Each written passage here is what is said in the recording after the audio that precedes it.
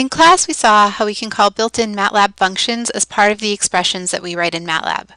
Calling built-in functions is a handy way to not have to reinvent the wheel. We can take advantage of code that has been written by other people, and in particular, we'll find that there's code that's been written to do a lot of the tasks that we might want to frequently do.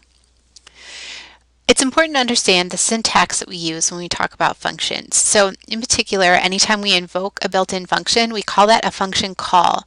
So here's an example of a function call that we saw in class where we're calling the sine function. If you remember, we saw that the sine function lets us know whether the number that we're dealing with is negative, positive, or zero. So let's go over the syntax again of using a function call. So this is the function call, the name of the function, and then the arguments that that function call is going to take enclosed in parentheses.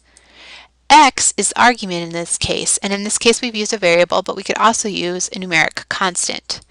Notice that if we use a variable, that variable has to have a value before the function call is executed. So this works because I've already assigned a value to x. If x didn't have a value, I wouldn't be able to use it here in this function call.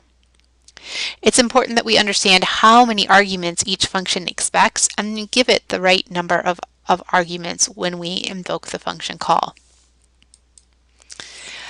This particular call to the sine function will return the value 1. So 1 here is the result of this function call, or you might also hear it referred to as the return value of this function. And that's what we see up here, that answer equals 1 after we invoke the function call. Notice if we wanted to use this result in another expression later on, or use it in some sort of mathematical equation, we would have to store this result into a variable ourselves explicitly. It's just returned to answer, which will be overwritten the next time we do a calculation or execute another expression. So if this is a value that we want to hold on to use later in our program, we're going to need to explicitly store it in a variable of our own creation. This is just some of the basic syntax and vocabulary for how we'll use function calls in our expressions. In the coming days in class, we'll get more practice and it'll become more natural understanding both how to use functions and how to use the built-in MATLAB help to figure out what kind of arguments to use with different functions